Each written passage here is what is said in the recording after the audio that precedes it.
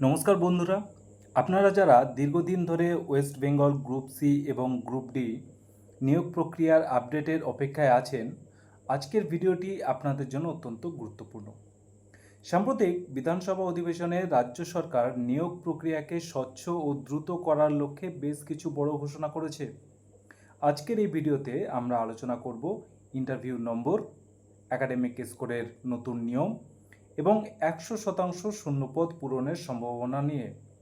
তাই ধৈর্য ধরে শেষ পর্যন্ত ভিডিওটি দেখুন, কারণ আপনার কেরিয়ার গড়ার জন্য এই তথ্যগুলো জানা খুব জরুরি। নিয়োগ প্রক্রিয়ার স্বচ্ছতা বজায় রাখতে রাজ্য সরকার একটি যুগান্তকারী সিদ্ধান্ত নিয়েছে। এখন থেকে রিক্রুটমেন্ট বোর্ডের কোনো সদস্য বা চেয়ারম্যানের সঙ্গে কোনো রাজনৈতিক দলের সম্পর্ক থাকবে না।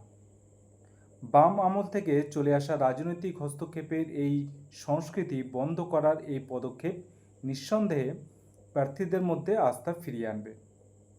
সরকার পরিষ্কার জানিয়েছে, নিয়োগ বোর্ডে কোনো রাজনৈতিক ব্যক্তি থাকবে না, যা প্রার্থীদের মেধার মূল্যায়নে নিরপেক্ষতা নিশ্চিত করবে।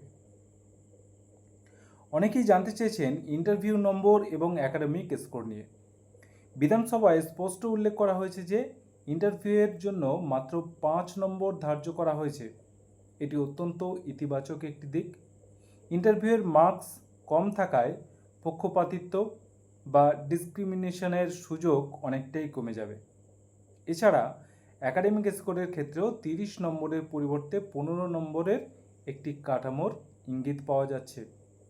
এই পরিবর্তনগুলো দ্রুত নিয়োগ সম্পন্ন করার প্রক্রিয়ারই অংশ। শূন্যপদ পূরণের বিষয়টিতে আসা যাক। সরকার বিধানসভায় ঘোষণা করেছে যে তারা 100% শূন্যপদ পূরণ করার লক্ষ্যে কাজ করছে। বাজেট অধিবেশনের পর থেকেই এই প্রক্রিয়া ত্বরান্বিত করার রোডম্যাপ তৈরি করা হয়েছে। 2027 সালের মার্চ মাস পর্যন্ত বাজেটের মেয়াদ অনুযায়ী সরকার চাইছে এই সময়ের মধ্যেই নিয়োগ প্রক্রিয়া সম্পূর্ণ করতে। তবে সরকারের ইচ্ছা এবং সদিচ্ছাই এখানে প্রধান। যদি তারা চায়, তবে যুদ্ধের গতিতে এই নিয়োগ সম্পন্ন করা সম্ভব, যেমনটা তারা ভোট পরিচালনার ক্ষেত্রে করে থাকে। একটি সাধারণ প্রশ্ন উঠে আসছে, শূন্যপদ কি বাড়বে?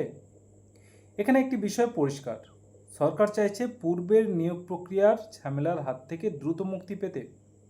তাই তারা খুব সম্ভবত এখন আর নতুন করে শূন্যপদ বাড়িয়ে দীর্ঘসূত্রতা তৈরি করবে না, বরং যা আছে তা দ্রুত পূরণ করে নিজেদের স্বচ্ছতার প্রমাণ দিতে চাইবে। আপনারা যারা এই চাকরির অপেক্ষায় আছেন, তারা গুজবে কান না দিয়ে সরকারি ঘোষণার উপর নজর রাখুন। সবশেষে বলবো, চাকরির অনিশ্চয়তার কথা ভেবে সময় নষ্ট করবেন না। বর্তমান সময়টা প্রস্তুতির জন্য খুবই গুরুত্বপূর্ণ।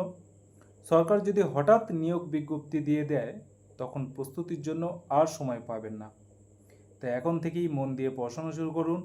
আপনি এসএলএসটি, আপার প্রাইমারি বা অন্য যে কোনো পরীক্ষার জন্য প্রস্তুতি নিচ্ছেন না কেন, সময়ের সঠিক ব্যবহারই আপনাকে অন্যদের থেকে এগিয়ে রাখবে। নিজেদের লক্ষ্য স্থির রাখুন এবং নিয়মিত পড়াশোনা চালিয়ে যান।